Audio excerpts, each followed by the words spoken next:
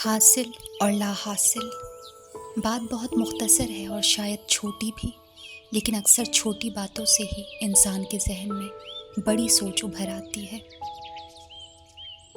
آج 2 بار اپنے لیے چائے بنائی اور دونوں ہی بار وہ کسی اور کے نصیب میں تھی، تو ذہن میں خیال دوڑنے لگا کہ ضروری نہیں جو آپ کے پاس ہو وہ آپ کا ہی ہو، یہ بھی تو ہو سکتا ہے کہ اس نے آپ کے راستے سے ہوتے ہوئے کسی اور کے پاس جانا ہو۔ زندگی میں حاصل اور لا حاصل کے لیے انسان کو ہمیشہ تیار رہنا چاہیے، کیونکہ حاصل اور لا حاصل ہی کی کیفیت اکثر انسان کو فرعون بنا دیتی ہے اور دیوانہ بھی، اور دونوں ہی کیفیات میں انسان اپنے حواس قائم نہیں رکھتا۔ عجوبہ، انسان کسی عجوبے سے کم نہیں، چٹان کی طرح سخت اور ہوا کی طرح لطیف۔ دیکھو تو خلاؤں کی بلندیوں کو چھو کر واپس آ جائے، اور اگر سمجھو تو اپنی ہی بنائی ہوئی کسی سوچ کے شکنجے میں اس طرح قید ہو جائے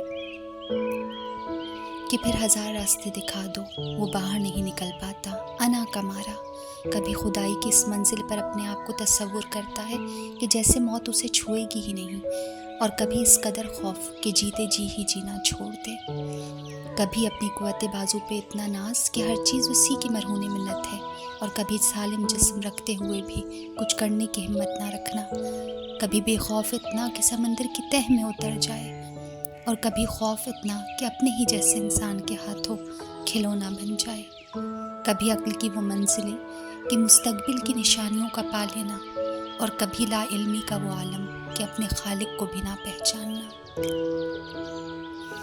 اور خالق کو پہچاننے کے لیے انسان کا خود کو پہچاننا بہت ضروری ہے، اور خالق تبھی ملتا ہے جب انسان اپنے آپ کو پہچان کر اس سے رجوع کرتا ہے۔